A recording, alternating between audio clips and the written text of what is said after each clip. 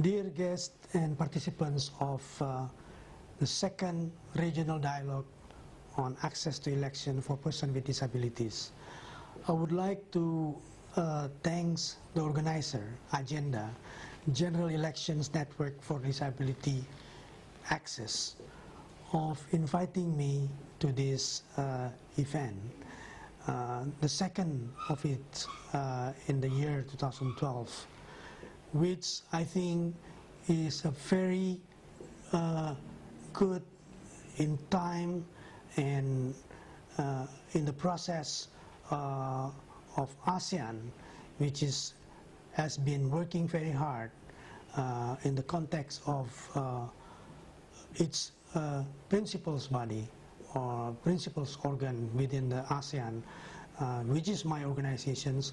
I chair ASEAN Intergovernmental Commission on Human Rights, which has finalized the drafting process through a very difficult process of negotiation, discussion on various important concepts of fundamental freedoms and other human rights in the last 7 or 8 months. ICHR has conducted about 10 meetings in the last 8 months to finalize the first draft. It was not an easy process, but it is at the same time a very much learning process for all members of the ASEAN Intergovernmental Commission of Human Rights, which is represented by 10 representatives from 10 ASEAN member states. This is really a process which is part of the political cooperation of ASEAN. A political cooperation of ASEAN in terms of sharing the norms on democracy and respect for human rights and fundamental freedoms. ICHR had submitted already the second draft of the declarations to the AMM after ICHR has finalized its 10 meeting on the 21st and the 22nd September on the declaration. We have submitted that to the AMM, to be discussed by them at the informal ASEAN ministerial meeting held in New York at the end of September this year. So basically, at that time, as far as the draft concerned, has already been part of the work of the IMM. ICHR has already done its part. And as we know that on the 18th of November, which is basically 1 week after the regional dialogue on access to election for persons with disabilities, the 10 head of state will adopt the declarations. There has been some critics about the process, that it was not transparent as far as consultations with various stakeholders, including civil society organizations, which also include the organizations that you are here. But I think, my personal view, there is a blessing in disguise that because of the drafting process of the ASEAN Declaration of Human Rights, ICHR managed to have a very fruitful and meaningful consultation with the civil society organizations of ASEAN member states. It was held 2 times in the last months of 2012. That was one in Kuala Lumpur, and the second one was in September. All parties, the whole ICHR's representative, as well as the parties from the civil society organization, I think felt and have a very positive impression on the result of the process of the discussion and exchange of views on certain issues in relations to the drafting of the Declaration of Human Rights.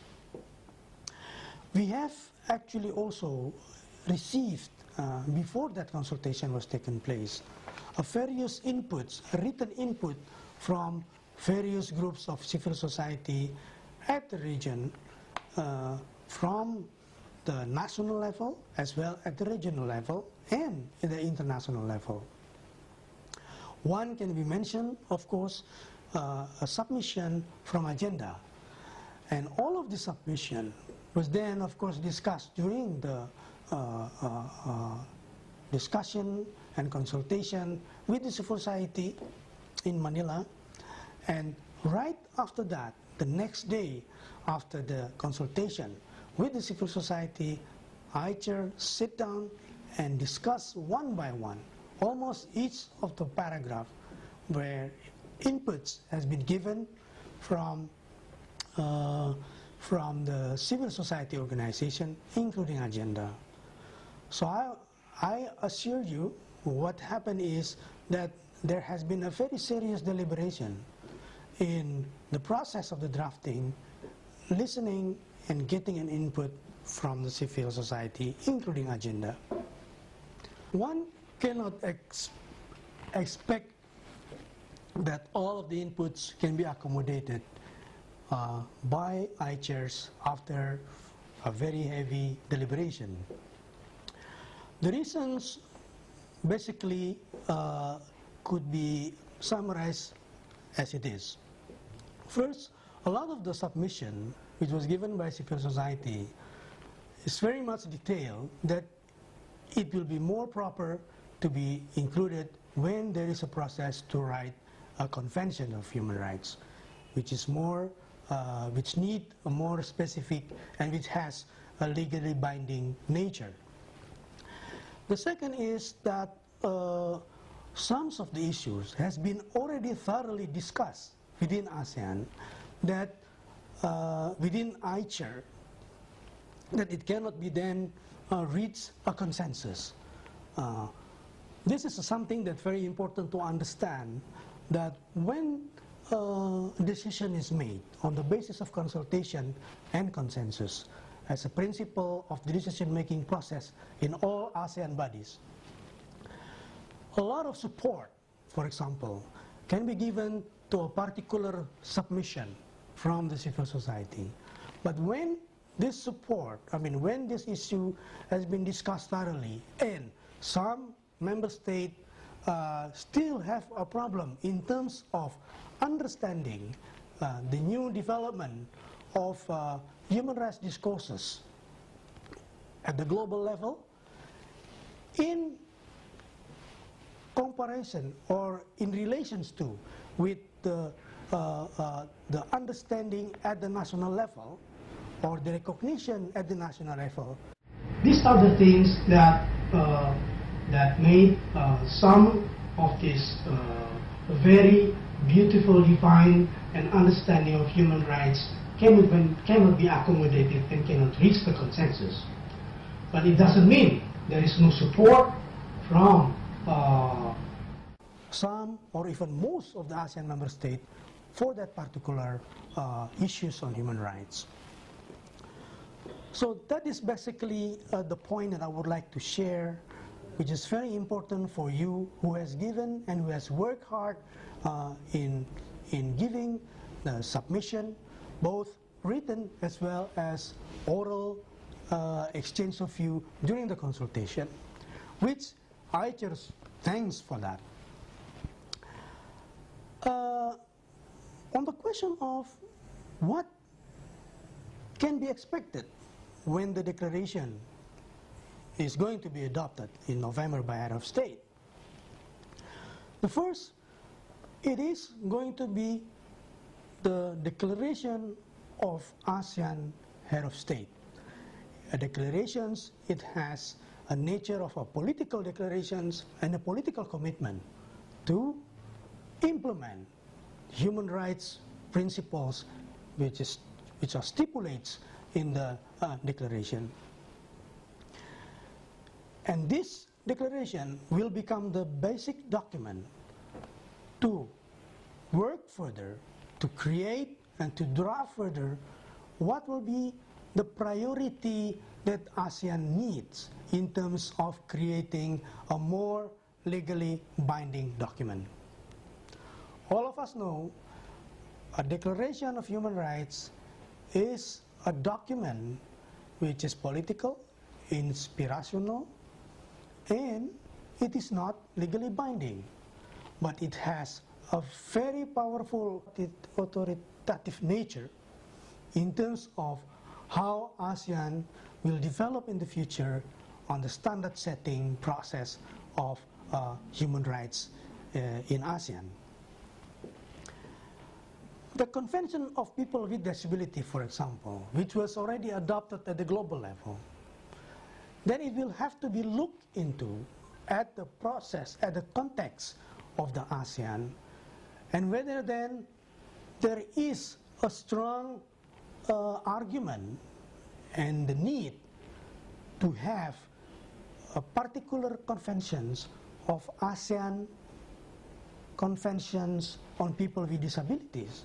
That is one of the options on the process after the declaration.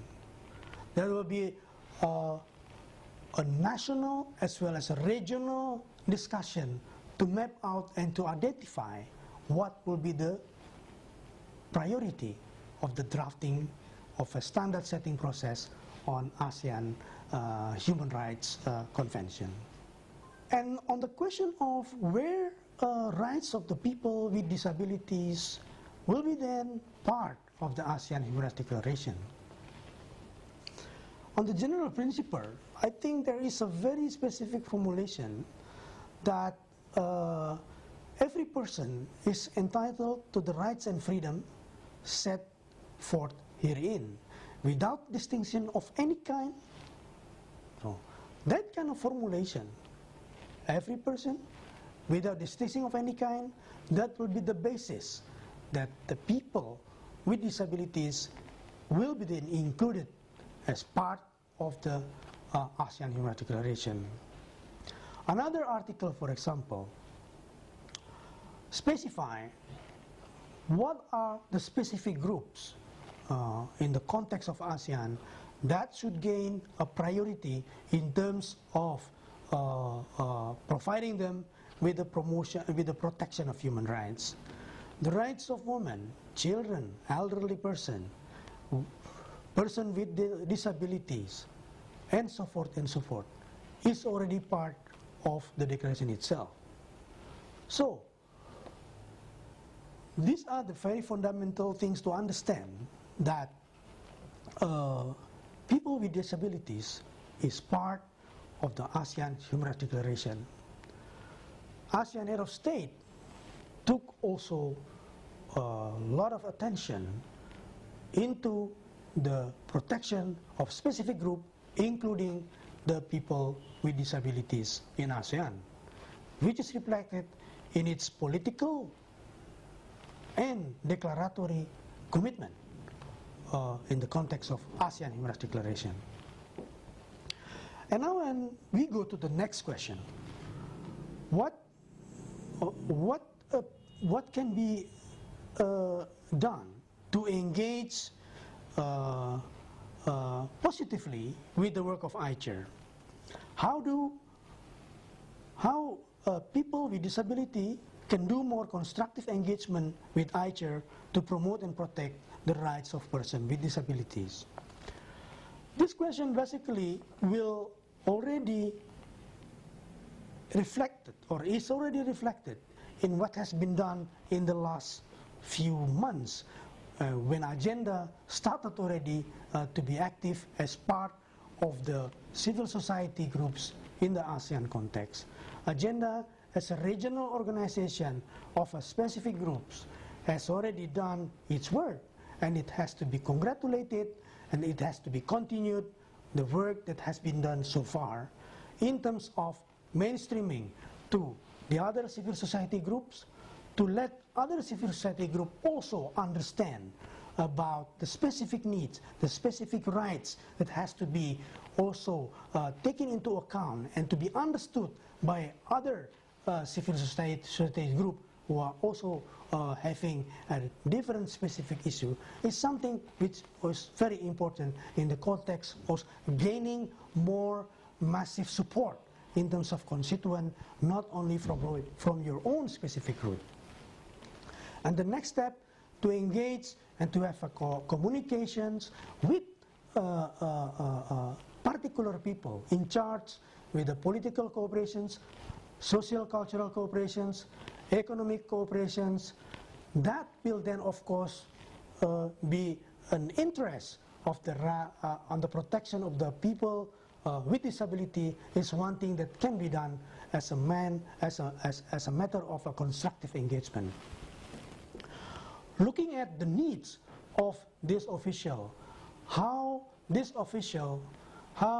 ACER representative, ACWC representative, the ASEAN Commission Women and Children, or even the ASEAN Committee on Migrant Workers understand the importance and to look at the specific needs that has to be protected and promoted, is one can be seen as a very constructive way to engage with ASEAN as a whole, specifically with the ASEAN human rights bodies inside ASEAN.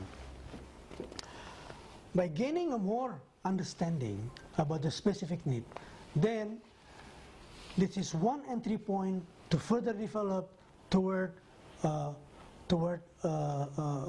policy that will then be called friendly to the protection and respect of people with disabilities. Very specific on the agenda.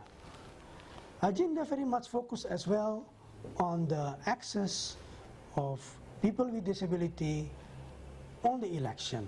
Election is a very important part of political rights, which is reflected in the ASEAN Human Rights Declaration. And this is becoming very interesting and very important, because then the notion of being excluded from the process of the society, the political process of the society, can be then effectively addressed through the advocacy, through the work to introduce the importance to promote a reasonable access for elections that will be held periodically in the ASEAN member states.